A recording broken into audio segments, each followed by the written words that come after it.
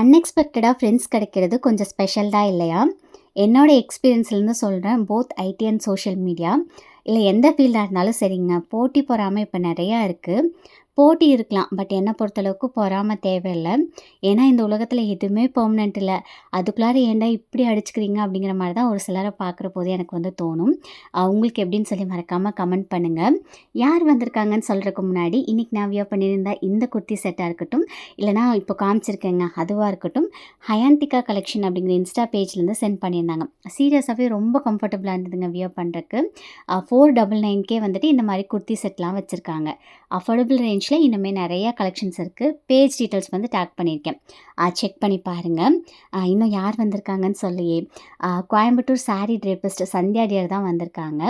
நிலாக்குட்டி கூட டைம் போனதே தெரியலங்க. இன்னைக்கு டே வந்து ரொம்ப சூப்பரா போச்சு. நாளைக்கு ஒரு வீடியோல பார்க்கலாங்க. பாய்.